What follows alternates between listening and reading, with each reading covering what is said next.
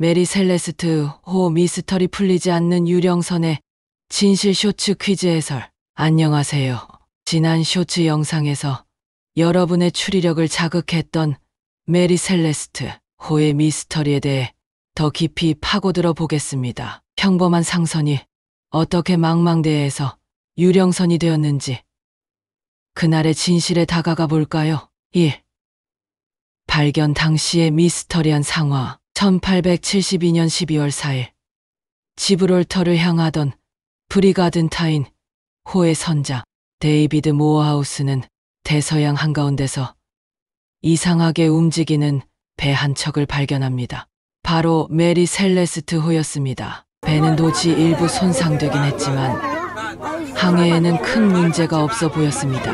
하지만 돛대가 불규칙하게 묶여 있었고 돛 몇 개는 완전히 풀려 있었습니다. 모어하우스 선장이 선원들을 보내 배를 조사하게 했을 때 그들은 경악을 금치 못했습니다. 배 안에는 선장과 선원 7명, 그리고 선장의 아내와 2살배기 딸까지 단 한 명의 사람도 없었습니다. 마치 유령선처럼 텅 비어 있었죠. 2. 남겨진 기묘한 단서들. 배 안은 비교적 멀쩡했습니다. 선실에는 선원들의 개인 소지품이 그대로 있었고 선장의 침실에는 귀중품이 든 상자도 건드려지지 않은 채 놓여 있었습니다. 화물칸에는 실려있던 1701통의 공업용 알코올 배럴도 대부분 온전했습니다. 다만 9통만이 비어 있었습니다. 그리고 선장의 항해 일지에는 11월 25일의 기록이 마지막이었고 육분이와 크로노미터 같은 항해 장비와 함께 구명정 한 척이 사라져 있었습니다.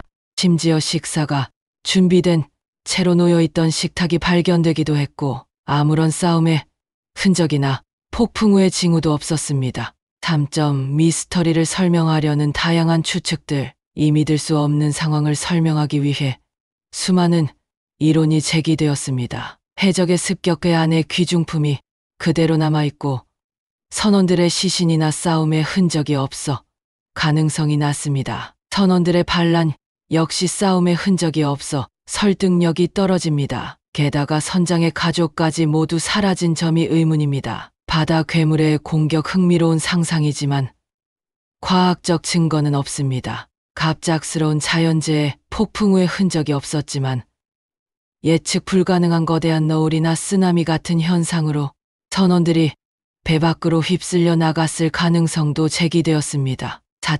가장 유력한 가설 알코올 증기 폭발과 긴급 대피. 가장 널리 받아들여지는 가설은 알코올 증기 폭발입니다. 메리 셀레스트 호에 실려있던 공업용 알코올 배럴 중 일부가 새어나와 증기가 발생했고 이 증기가 밀폐된 공간에서 폭발했을 수 있다는 것입니다. 비록 큰 폭발은 아니었지만 섬광과 함께 배를 흔들 정도의 충격이 있었을 수 있습니다. 이에 놀란 선장은 배에 화재나 더 큰 폭발이 발생할 것을 우려하여 선원들과 가족들을 구명정에 태워 잠시 대피시키려 했을 것입니다. 구명정은 배에 로프로 연결되어 있었을 가능성이 높습니다. 배에서 벗어나 해상에서 상황을 지켜보려던 중 갑작스러운 날씨 변화나 예상치 못한 큰 파도로 인해 구명정과 배를 연결하던 로프가 끊어지고 구명정이 배와 분리되었을 수 있습니다.